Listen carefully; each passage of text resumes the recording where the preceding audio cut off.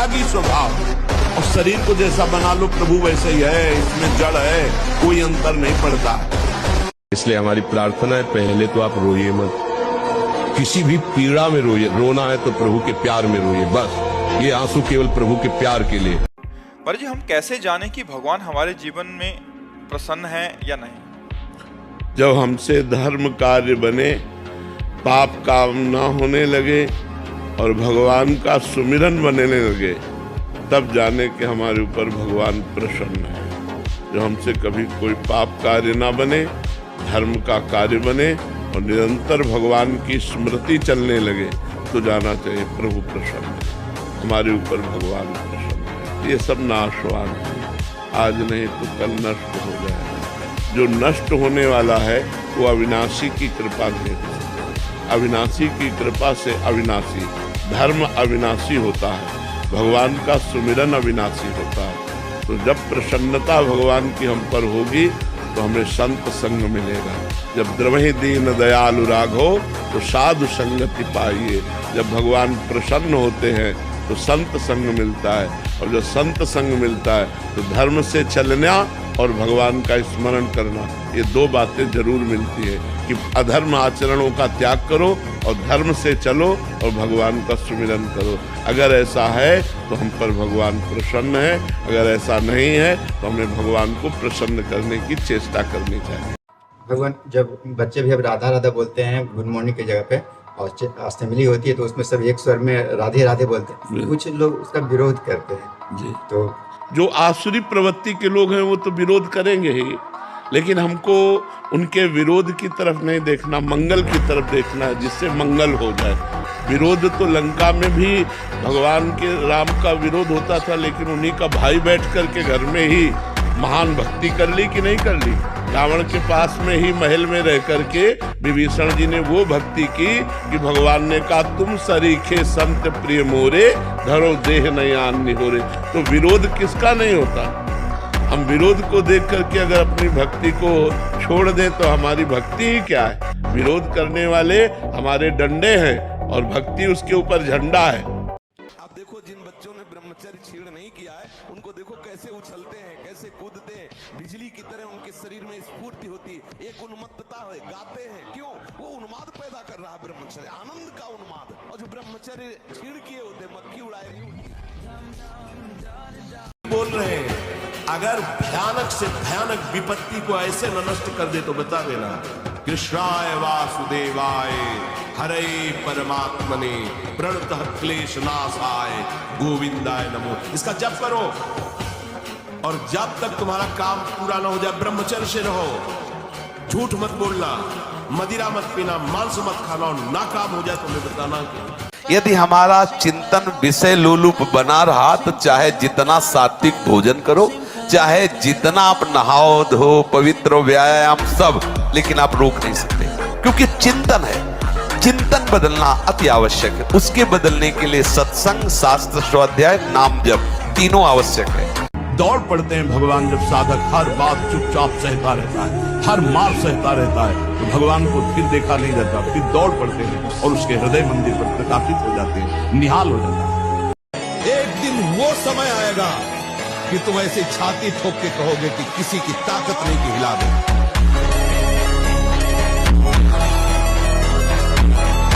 आप में क्षमा है तो आप बलवान हैं, काम को आप जीत रहे हैं, आप बलवान हैं, लोभ को आप जीत रहे हैं, आप बलवान हैं।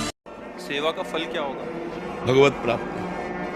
संत सेवा का फल भगवत प्राप्ति। अगर संत मिल गए तो सत्संगत संसत कर अंता, बड़े भाग पाइब सत्संगा, और बिना ही प्रयास होए भव भंगा। संसार से भगवान की प्राप्ति, अगर संत आज्ञा में लग गए तो निश्चित भगवान की प्राप्ति हो जाएगा। मोघस्थ। महाराज जी, लोग कहते हैं कि असफलता ही सफलता की कुंजी है, पर फिर भी असफल होने पर हिम्मत क्यों टूट जाती है? क्योंकि ज्ञान नहीं है, इसीलिए। असफलता और सफलता लोक की दोनों नाशवान है। लोक की सफलता क्या अविनाशी है क्या? आपका पद अविनाशी नहीं, आपका रुपया अविनाशी नहीं, आपका मकान अविनाशी नहीं, आपकी कीर्ति अविनाशी नहीं, सब मिट्टी में मिल जाती है।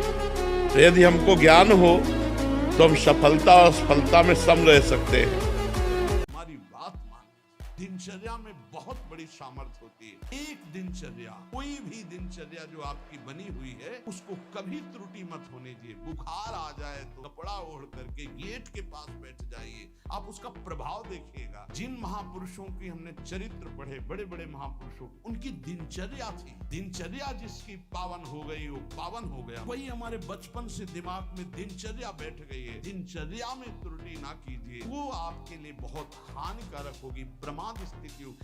अरे सिंह के बच्चा, भगवान के अंश हो, एक बार दहाड़ दोगे तो हजारों भेड़े प्राण बचाने के लिए भाग पड़ेंगे। एक आदमी हिला के रख देगा पूरे नगर को हिला के रख दे, बस वो ये सोच ले कि मैं मरा। अब कोई उसके बस बताइए एक ही उपाय, उसको मार दो, नहीं तो किसी से दबने वाली। विरोध रूपी डंडे पर भक्ति रूपी झंडा फहराता है, न कि झुकता है। अगर विरोधी ना हो तो भक्त की पहचान ही ना हो पावे। अगर मीरा जी के देवर विरोध न करते तो मीरा जी को कौन जानता, हिरण्यकश्यप विरोध न करता तो प्रहलाद जी को कौन जानता। तो ये विरोधी ही ऐसे हैं जो हमारी भक्ति को प्रकाशित करते हैं। हमें उनसे डाउन नहीं होना, हमको डट करके भगवान नाम की जय घोष करनी है। इसको देखा है, बहुत नजदीकी से देखा है, ऐसा फुसला के गिराता है, पूछो मत, आपको पता ही नहीं चलेगा कि गिराने जा रहा है। और अगर कहीं भगवत कृपा से कोई रोकने आ कि भाई ऐसा क्यों,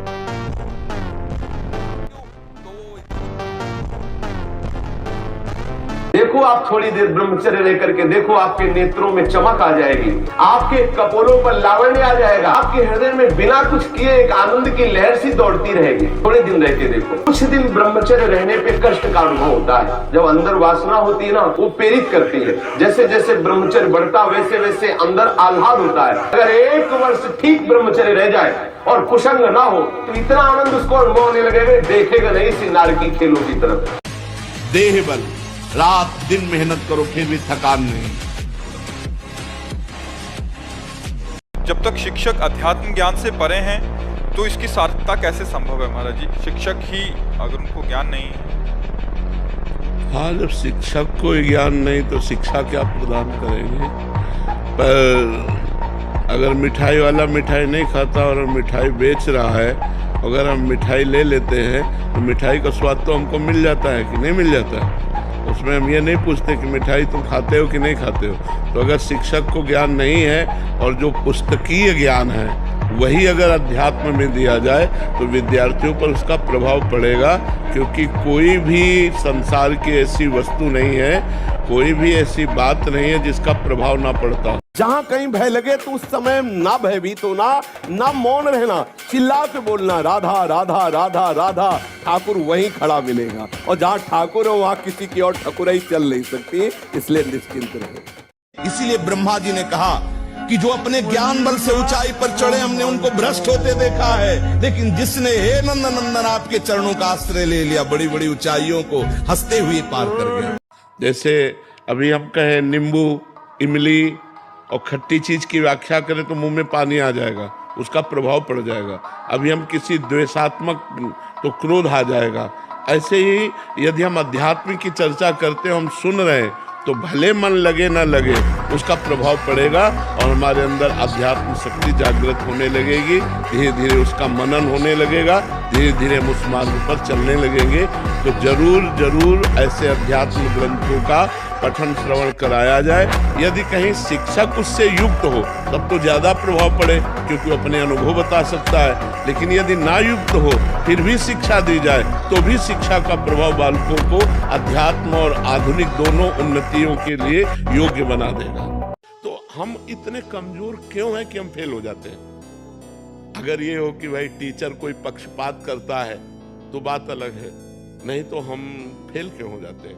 कहीं ना कहीं हम गलत हैं, हम अपनी गलती को सुधारें।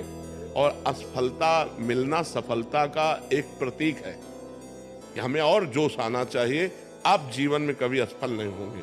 रात दिन पढ़ाई करो, ब्रह्मचर्य से रहो, भगवान का नाम जप करो, माता पिता की आराधना करो। कौन सी उन्नति जो तुम्हारे चरण न चूम ले।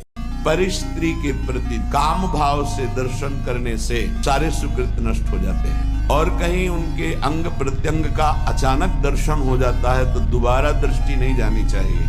अगर एक बार आपने देखा, दोबारा फिर काम भाव से देख लिया, देखने मात्र से आपके सुकृत नष्ट हो जाएंगे। भगवत मार्ग के पथि को तो दृष्टि एक बार जाने में क्षमा है। अचानक आप जा रहे थे, दृष्टि पड़ गई आपने, थोड़ा साहसी बनो, तुम भगवान के अंश हो, तुम कुछ भी कर सकते हो, कुछ भी, बुरा से बुरा, भला से भला। महाराज जी, भक्तों की सेवा और संतों की सेवा कैसे करें? सेवा कैसे करें? उनकी आज्ञा का पालन करके। अगर हम उनकी आज्ञा का पालन करें तो आज्ञा सबन सुसाहिब सेवा।